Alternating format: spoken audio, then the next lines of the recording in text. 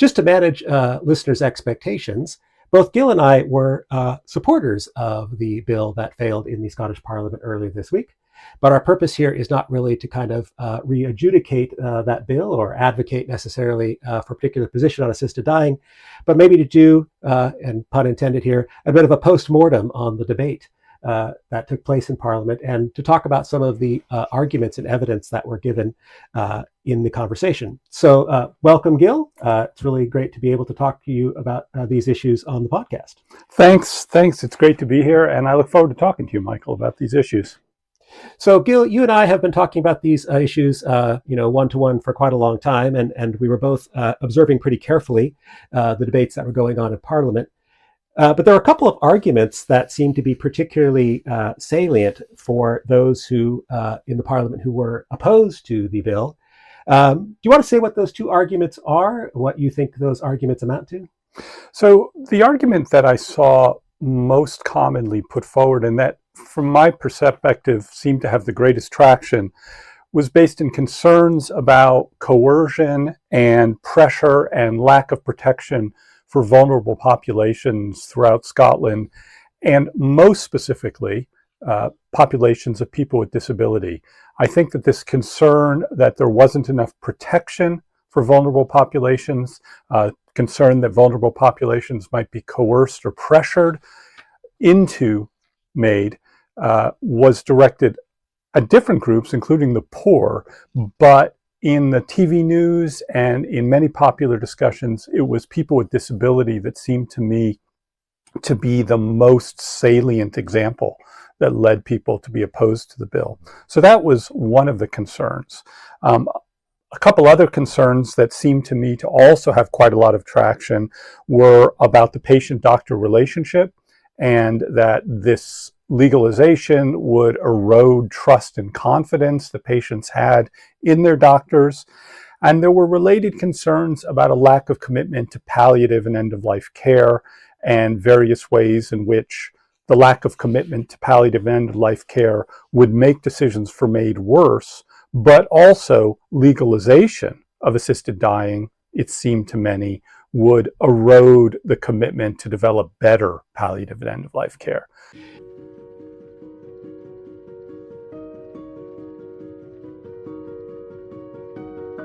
Welcome to PPLS Perspectives, a podcast bringing students and academics together to explore the research carried out by the University of Edinburgh School of Philosophy, Psychology and Language Sciences, and the impact this work has on society.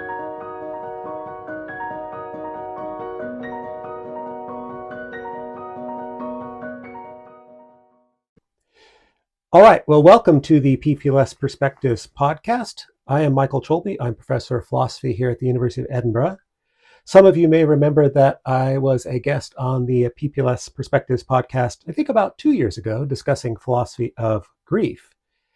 Today, we're not going to be talking about grief. We're going to instead be discussing assisted dying. That's a topic that is always salient, but it's particularly salient this week because, as I suspect a lot of our listeners will know, a bill was voted on here in the Scottish Parliament to legalize assisted dying here in Scotland. And this bill, as it turns out, did not pass. It was a heavily amended bill. It had been under discussion for a number of years. But in the end, the majority of legislators in the Parliament did not support it.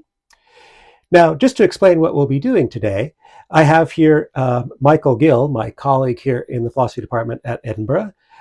Michael is a professor of philosophy here. He has written extensively on quite a lot of topics in philosophy, metaethics and moral psychology, and the history of modern philosophy and aesthetics. But Gill, like myself, has also written on the ethics of assisted dying, and he and I have been following those debates for quite a long time. Just to manage listeners' expectations, both Gill and I were supporters of the bill that failed in the Scottish Parliament earlier this week. But our purpose here is not really to kind of re-adjudicate that bill or advocate necessarily for a particular position on assisted dying, but maybe to do, and pun intended here, a bit of a post-mortem on the debate that took place in Parliament, and to talk about some of the arguments and evidence that were given in the conversation. So welcome, Gill. It's really great to be able to talk to you about these issues on the podcast. Thanks. It's great to be here, and I look forward to talking to you, Michael, about these issues.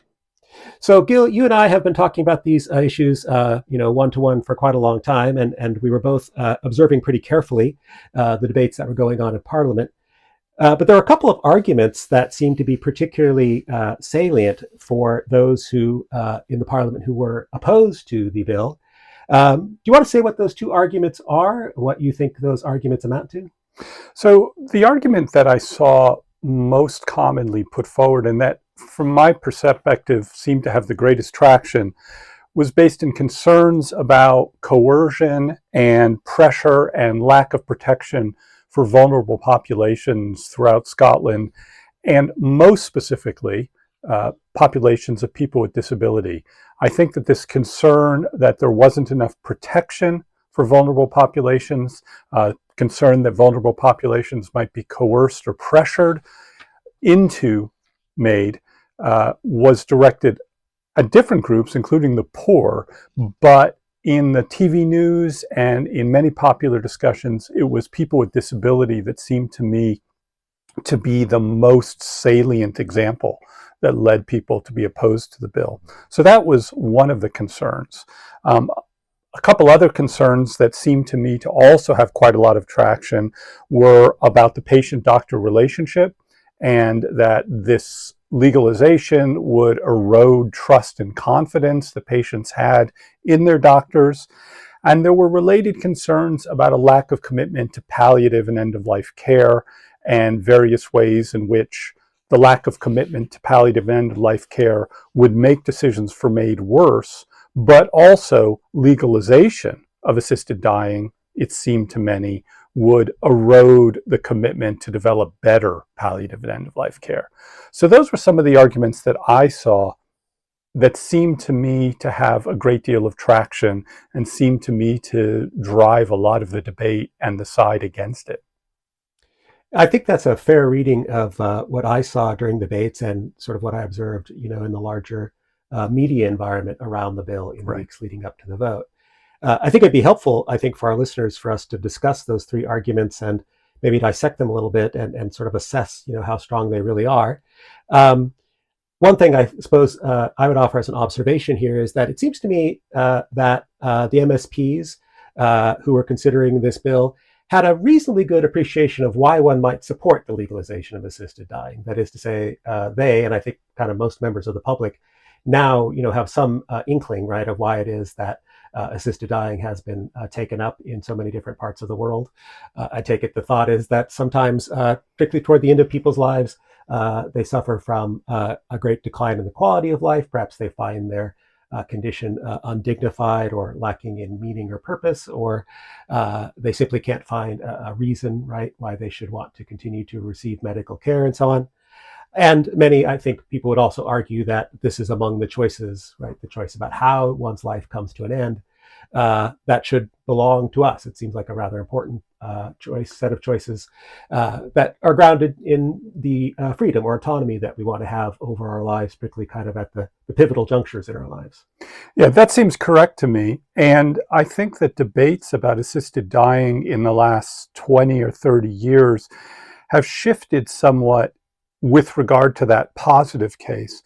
I think 20 or 30 years ago, it was more common to see people argue against legalizing assisted dying by maintaining that in each and every case of assisted dying, something really terrible had happened, and that we as a society should oppose each and every case of that. I don't doubt there are still people who believe that, but the kind of case that you just made is something that more and more, even people on the opposition seem to accept could be true of some individual cases. But the concern is that we won't only have those sorts of cases, we'll also have cases of coercion and pressure and the exploitation of vulnerable populations, etc. And that the negatives of those sorts of cases massively morally outweigh the positives of what you just described. But I think you're quite right that that is the main argument, or those are the main arguments for it, and that it was well understood by all the members, or virtually it seemed to be accepted, but that even if that's granted in some individual cases, the concern that vulnerable populations will be exploited overrides that. Well, what is your opinion about the strength of these arguments about vulnerable populations? I mean, they show up not only in debates, here in Scotland and in recent debates about the bill that has been considered in Westminster, but you also hear, same kinds of concerns articulated, for example, in places like Canada, which has had legalized assisted dying for a few years now. Do you think we should, put a lot of stock in those arguments? I think we should put a lot of stock in the arguments, if for no other reason that they seem to be driving the debate. So at least we should put a lot of attention on them. I think that the initial question we should ask of them is, how does a concern for, say, disabled people with disabilities connect with a bill that explicitly and vociferously is restricted to people who have 6 months or less to live? To me, that's the big move that we need to explain. Given that the bill said you're only going to be eligible if you have 6 months or less to live, why would it be of such concern to people with disabilities who are not terminal in that way? Right. And I think there are a number of reasons that they give for that move. And I think that's the first place to start talking about that argument. So one way that move is made, a concern for disabled populations, even though the bill is only for people with 6 months or less to live, is a concern with slippery slopes and legislative creep. So it's an empirical prediction. It's a prediction that if we allow this for terminal patients, it's only a matter of time before we're going to reduce the restrictions, and eventually it's going to lead to all sorts of more expansive ways in which people could get assisted death. I think another interesting claim is that many of the people, in fact, most of the people who choose assisted dying in places where it is legal, cite as their reason not so much pain. Physical pain is not the main reason. That's right. The main reason that many people give is the loss of certain activities that they think make their life worthwhile, the loss of dignity because they no longer have independence, they no longer have autonomy, the need for other people to help them with the most basic functions of life. And all of those things together give them to believe they would be better off dying than continuing to live like that. And what many people with disabilities seem to argue is what those people are expressing is the attitude that when you have those conditions, your life is not worth living. But people with disabilities have those conditions their entire lives. So when we endorse the choice to end your life because you can no longer engage in certain activities and because you can no longer care for yourself, we're endorsing an attitude that people with disabilities have lives that are not worth living, or at least are more reasonable to end than the general population. So on the one hand, there are the worries about slippery slopes and legislative creep, and on the other hand, there are concerns about the reasons that people typically give for assisted death imply that someone with disability has a life that's less worth living, more reasonable to end than other folks. Yeah, so I think in terms of the first main point that you made about this argument, the slippery slopes and legislative creep and so forth, it does seem to me striking that, at least in the debate here in Scotland, there wasn't a lot of actual explicit reference to what has happened throughout the world in terms of the legalization of assisted dying. I can't recall anyone in the parliamentary floor debate, making explicit reference to For example, what has happened once assisted dying has been legalized in Australia or in I believe it's now 11 states in the United States where it's legal. And it seems to me that that's somewhat unfortunate because you would think that the experiences of these other jurisdictions would at least be good evidence about whether or not these slippery slopes as legislative creep is going to materialize. And it seems to me the evidence is doesn't speak very strongly in favor of this hypothesis for the most part. So, for example, in Oregon, right, the state that's had assisted dying in the United States for the longest time, there's been very little change in the eligibility for assisted dying over the past now over 30 years. They've made some small changes regarding, for example, their residency requirement and so on. But the underlying condition for eligibility, that one have a terminal illness, et cetera, has remained essentially the same, right? Unchanged. So I guess I wonder whether in the end it's not so healthy a debate when we don't sort of look to what other jurisdictions have done, right? After all, to say that there is a slippery slope is to make a prediction about what would happen. And it seems like the best evidence we have about what would happen is what has happened in other parts of the world. Yeah, I emphatically agree with that. Just as a methodological matter, if we're trying to predict the future, we should look at whatever empirical evidence we have to try to inform our choice.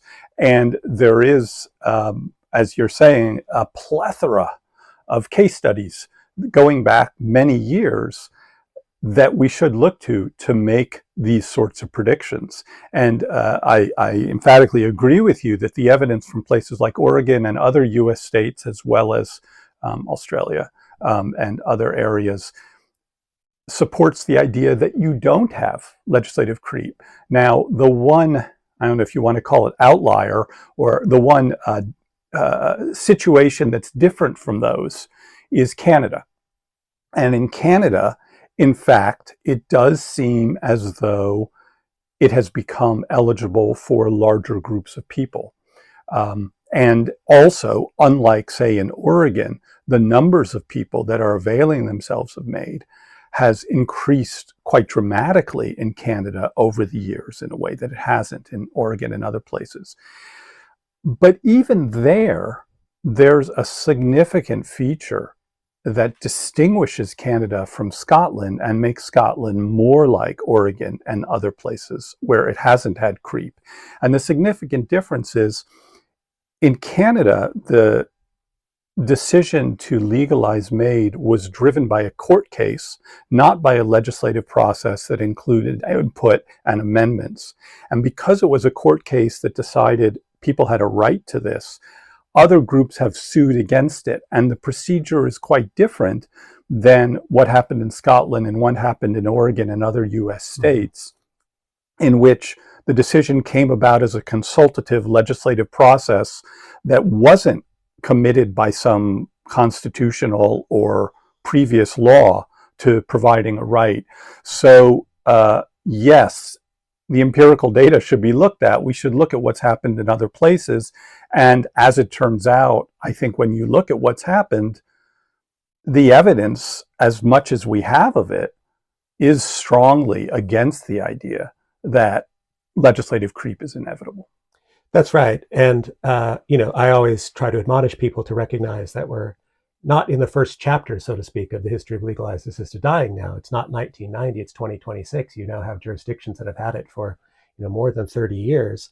And as you say, the evidence doesn't seem to bear out that these putative slopes are necessarily slippery. I would also sort of mention one point that I think adds a bit of complexity to what you said there just a moment ago, is that at least in several of the states in the United States, assisted dying was legalized on the basis of a popular referendum, which I think is also a different kind of political dynamic as opposed to by means of legislation. I guess I also find it somewhat difficult to understand parliamentarians saying that they're worried about slippery slopes and legislative creep, since it's they themselves who could stop these slippery slopes. Yeah. If Scotland were to have passed an assisted dying bill, and several years down the road, amendments were proposed to open it up to wider populations and so forth. Well, that's the job of legislators to stand in the way of bad reforms to a law that might be otherwise good and desirable. So I find it kind of funny invocation, as if almost the Parliament is saying, "Stop us from ourselves, save us from ourselves," Yeah. from making bad decisions later on. So I find it a kind of odd performance on their part.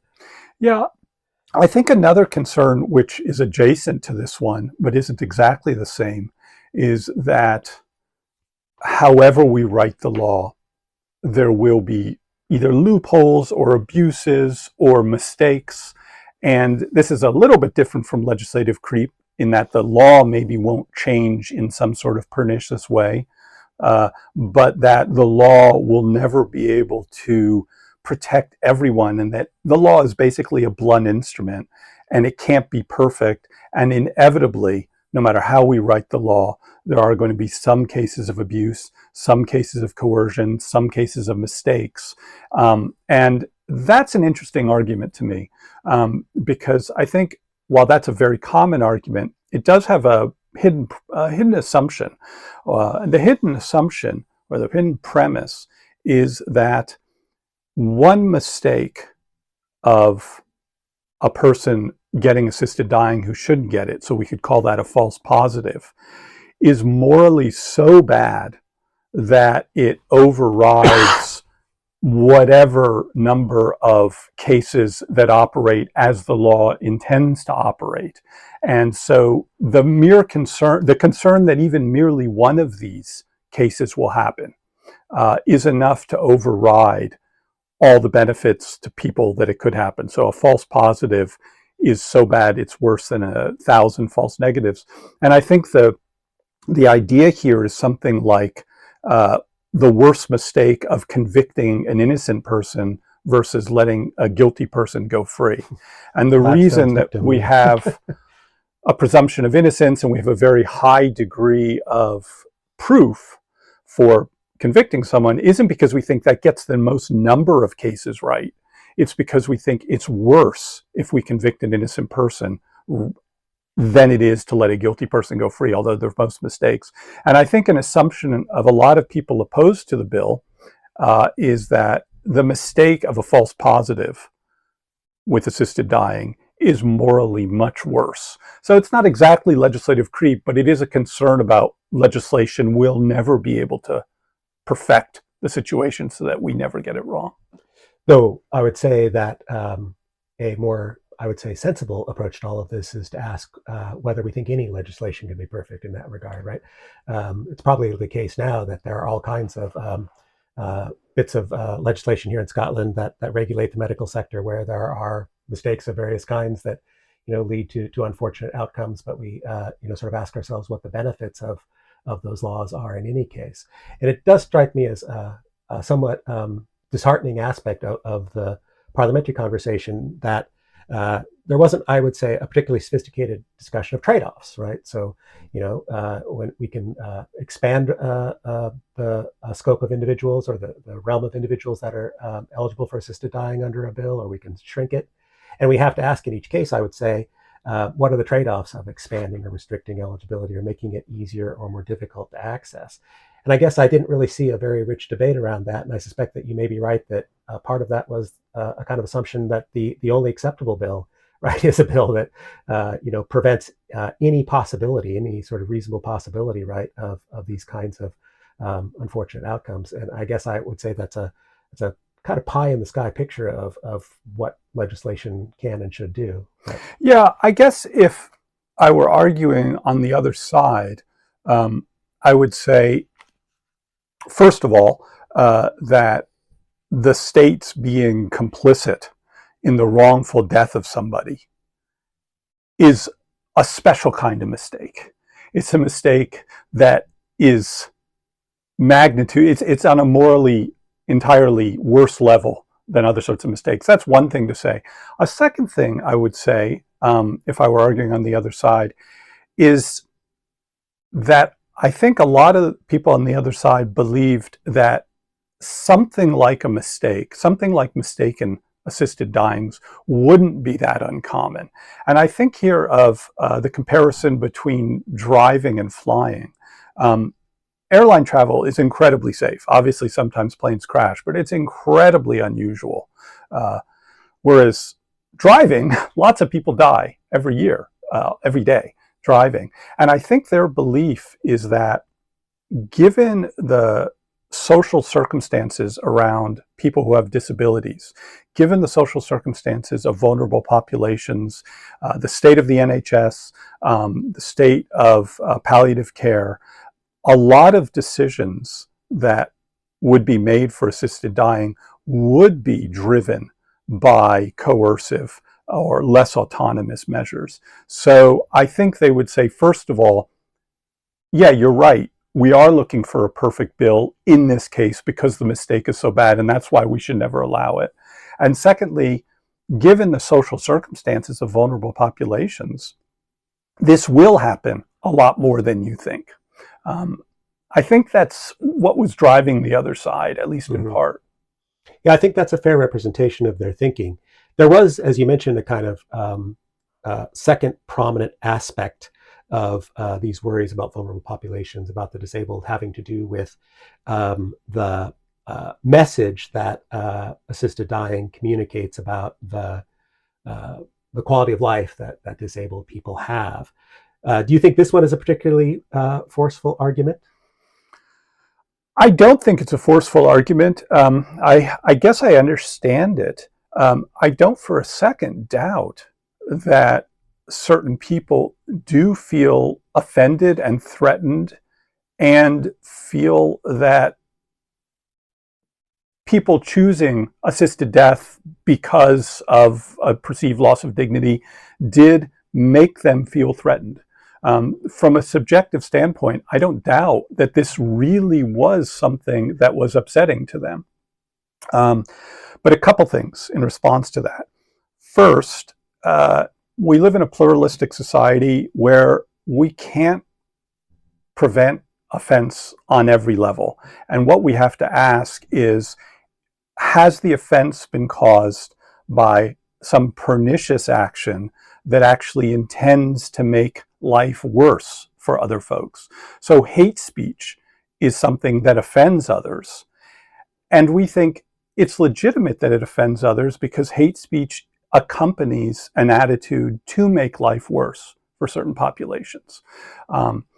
With regard to assisted dying, I do not think that people who make choices for assisted dying have any intention. I don't think there's anything involved in that decision that intends to make life worse for people with disabilities. Furthermore, I actually think that the choice for assisted dying is quite different from what some of the disability activists find it implies, because it's not a trivial matter that the people who are making that choice under what would have been the Scotland bill are going to die within 6 months anyway. And it's not a decision not to live for another 10 or 20 years that way. It's a decision about how to end their life, really not whether to end their life. And to me, that's the major difference between the Scotland bill and what these sorts of arguments attribute to it. The Scotland bill, unlike the Canadian law, is really about choosing how to die, not whether to die. And I think that's a significant difference. Though, as I am always tend to point out to people, the choice about whether to die isn't within our ken either. So it comes eventually. But yes, I think I share the sentiment that I'm not at all convinced that those who opt for assisted dying or those who in the medical profession provide the assistance are certainly not intending harm to anyone, but more than that, I think that they think of the question at hand as a deeply private one, right? A matter to be decided for themselves about how their lives are going to come to an end. And they're not suggesting or endorsing that others would have to make the same choice for themselves in similar kinds of circumstances. It doesn't seem to me any different than any other kind of major life choice. I may decide to get married, but not think that anybody else has to or ought to. I may decide to practice particular religion without thinking that others have to or ought to, or pursue a profession, etc. So I guess I think that that's a kind of misreading, at least, of what it is that those who opt for assisted dying are actually doing. And more than that, I think you're also correct that we tend to think that our lives have a certain sort of shape to them, such that endings matter, right? The final days, weeks, months of our lives have an outsized importance to, kind of how we assess our life or what sort of significance or meaning we attribute to it. And the question of how I'm going to spend my final days, weeks, months is different from the question of whether, for example, it might have been good for me to live with a disability, say from early in my life. And those just strike me as a mistake to conflate those two thoughts, as it seems to me this argument does. Let me ask you a question about another argument that's adjacent to these arguments, has to do with palliative care, another end-of-life care, because this came up a lot in the debates. So there are two, I think, aspects to this view. One is, if we only improved palliative and end-of-life care enough, people wouldn't choose assisted dying.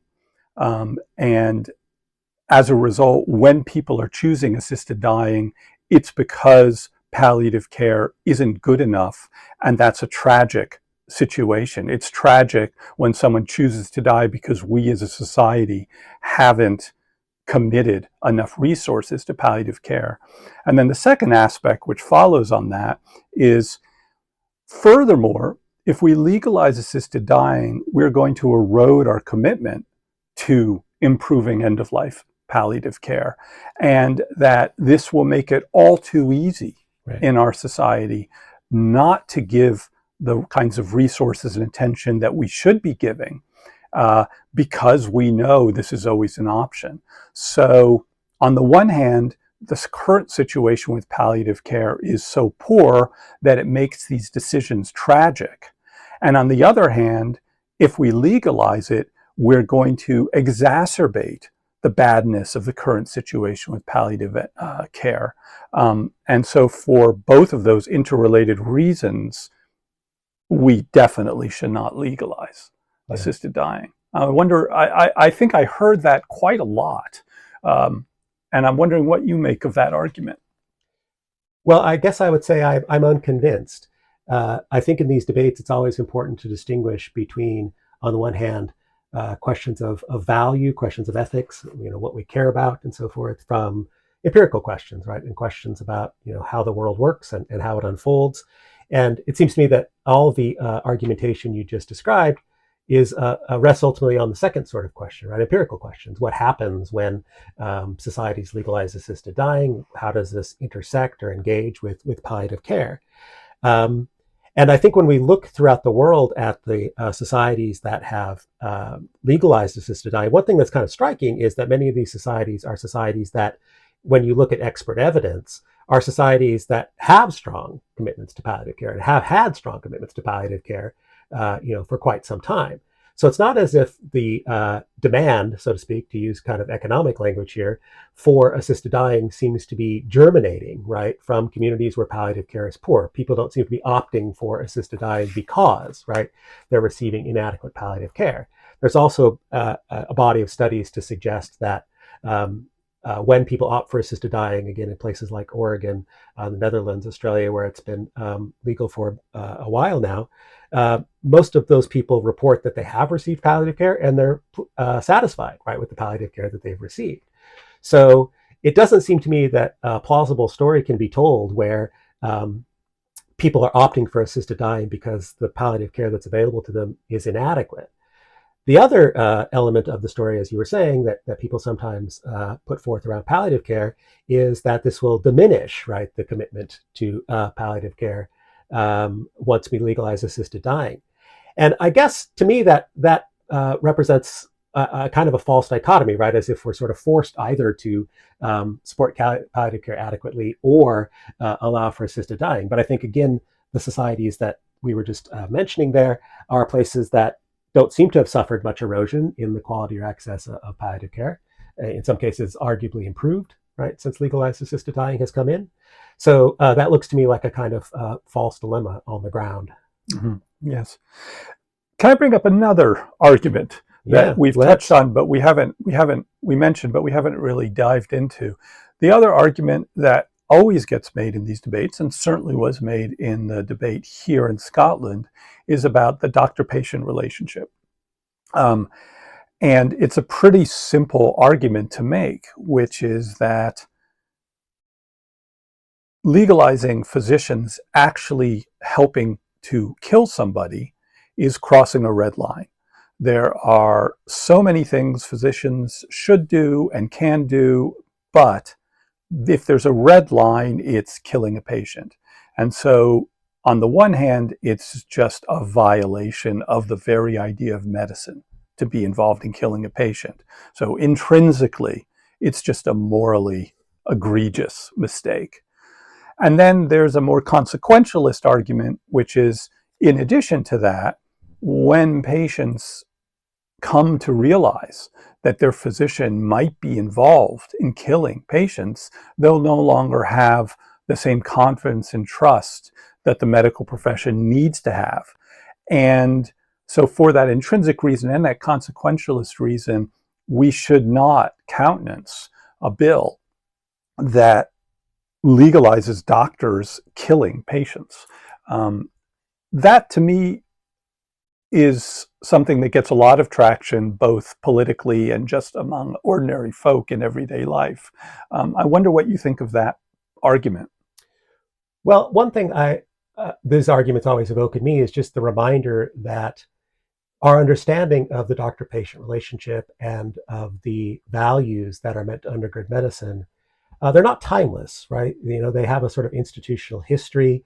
The thought that doctors should not be involved in the killing of their patients does have a long history, admittedly. But at the same time, right, we are aware from the history of medicine that doctors have often, right, engaged in practices that certainly come very close, right, to something like assisted dying. Provision of medicines, sedative medicines, right, that almost certainly are involving the risk, right, or increasing the risk that some patient will die as a result of this sedation. Many physicians gladly accept that they are obliged to agree to patients' requests to, for example, remove, right, medical interventions that might be keeping a person alive, which if removed would lead them to die sooner, right? So in some ways, I guess the idea that this is a kind of radical break, right, with medical practice as we know it, or has been pursued, right, in different societies over the course of history, I guess it doesn't strike me as quite so radical. And in some ways, right, to me, what we're seeing is a continuation of a conversation that I think has arisen, right, more or less since about, middle of the 20th century, when, we started developing technologies that, can support people's lives, for a very long time, even if they're critically ill. We're continuing this conversation about, what exactly is the role of the physician when it seems very unlikely, right, that a person's condition is going to improve. But at the same time, there's an aspect to their continuing to live that is perhaps undesirable to them. But I don't see it as quite the radical break, right, with tradition or with our understanding of what it is that physicians are supposed to do. Yeah, I think that you'd get pushback there from a lot of people. I mean, maybe it seems simplistic under certain perspectives, but I think a lot of people, I'm not really sure how to make an argument for this one way or another, but I think a lot of people say, if there's anything that's a radical break, it's killing versus not. That is a radical break, and all these other movements, maybe some of them have gone too far since the mid-20th century. Maybe they haven't. But I think I could imagine people just putting their foot down and pounding their fist on the desk and saying, if there's any kind of radical break, it is the difference between killing and not. As far as giving sedation that might hasten death or increases the chance of death, as you know, there are a couple of responses to that. One response that I've seen more and more in the last 10 or 15 years is that actually, if sedation is given properly, it doesn't increase or hasten death. It doesn't lead to mistakes where people die. That maybe that was true 20 or 30 years ago, but just I hear people saying now that's just not the case anymore. And then, of course, there is what you and I both know from teaching philosophy classes, the doctrine of double effect, that there still is a red line between doing something where you actively intend the death of a patient. So I think those are ways in which people would push back on what you just said. I don't doubt it. I think in the end, probably the dispute comes down to, well, a philosophical one, right, about exactly what we think is objectionable about killing, right? I would say that if there's ever a case of killing that we should think would be on its face permissible for a doctor to contribute to, would be a killing with the patient's consent, when the patient has very good reason to want their life to be shorter. So I think in some ways we need to put that very idea that killing as such, right, is ethically objectionable in every case under the microscope. But I thought we should also say something about the other aspect of the doctor-patient relationship that you were mentioning, that this would that the legalization of assisted dying would, I don't know, taint the water, so to speak, right, with respect to the relationship between doctors and their patients. And there, I am again struck by how little voice or little opportunity was given for doctors, for example, in other parts of the world who participated in this to describe their relationships with their patients. They didn't seem to have a very strong role in the parliamentary process. And I think I would invite those who are in the medical profession who have this kind of worry to actually sort of read, the stories of physicians who've come to participate in this practice throughout the world, and read what the accounts given of the relationship with their patients and what their patients say about the relationship with them. Because again, as you and I have kind of emphasized, one of the things that seems to make this debate perhaps less healthy and less well informed than it should be is just not really looking at assisted dying, in its details, right, in the realities that we have seen, in different parts of the world. And I think that when we look at those different parts of the world and the physicians that take part in this practice, they don't seem to be ghouls, right? They don't seem to be eager, right, to take their patients' lives. They go about it with a great deal of conscientiousness. It takes a lot of courage, I think, on their part to interact with patients who are considering this, since it's still a bit of a taboo medically and socially. But again, I would really invite those who are opposed to the legalization of assisted dying to actually look at these stories of physicians and their patients as they're involved in assisted dying, rather than kind of assuming, right, that this would be detrimental to that relationship. Yeah, the following thought I have is shades into a sociological thought more than a philosophical thought. But it seems pretty clear that there is something of a divide among specialties of physicians in support for legalizing assisted dying, where palliative care physicians and geriatric care physicians tend to be overwhelmingly against assisted dying, or much more against assisted dying than other professions. And I don't know if you have any thoughts about that. As I say, that's kind of more of a sociological point than a philosophical one.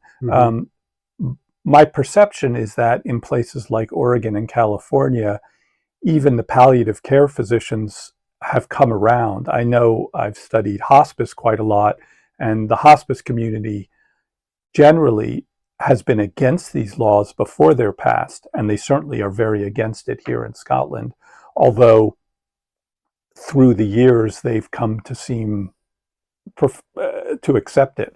But I wonder if you have any thoughts about the difference in medical professionals' acceptance of the law.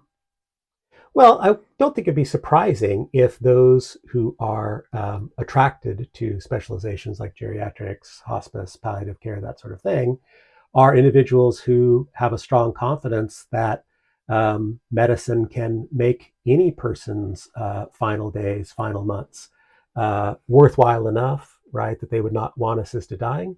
I think you would only enter such a profession if you at least thought that you yourself were capable of doing that. So I don't have any deep sociological hypotheses to offer here, but it would not surprise me if those who are in these professions are opposed to assisted dying because they view it as perhaps as a critique, right, of their profession and its ability to provide, right, a desirable end-of-life experience to virtually anyone. I should say that, I have enormous respect for anyone who wants to go into end of life medicine, into palliative care medicine, and hospice as well. Those are both specializations within medicine that have had to fight for quite a long time, I think, for respect and esteem. And I certainly can understand why they would want to oppose any policy that they thought would undermine that respect or that esteem or the resources that are given to them. But I would also invite them to at least ask themselves whether their opposition to assisted dying represents maybe an overconfidence in the ability of medicine to manage, right, the final days of people's lives in ways that are satisfactory to them.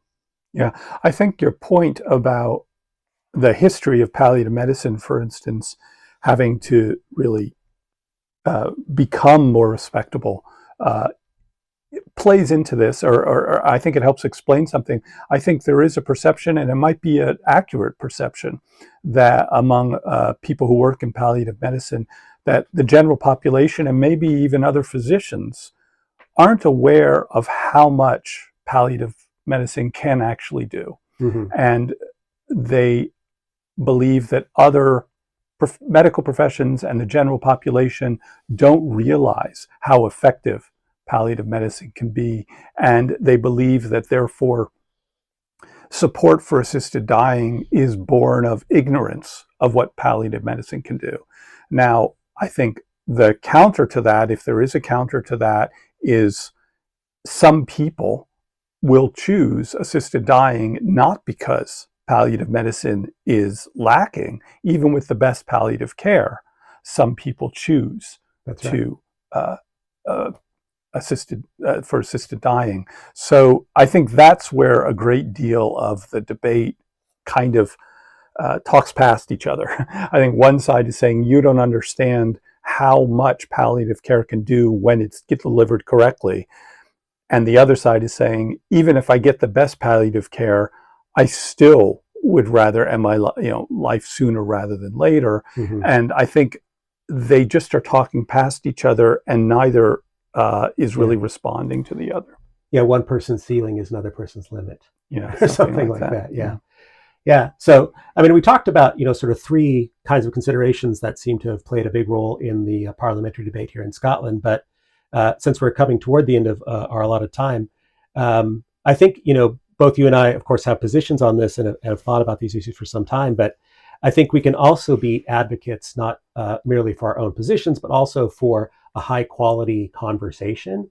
And I guess, you and I have discussed this a bit in the past. There are aspects of the conversation that we think could be improved upon, that kind of everybody would agree should be part of the conversation, regardless sort of where you start, right? Regardless of what your position is at the outset.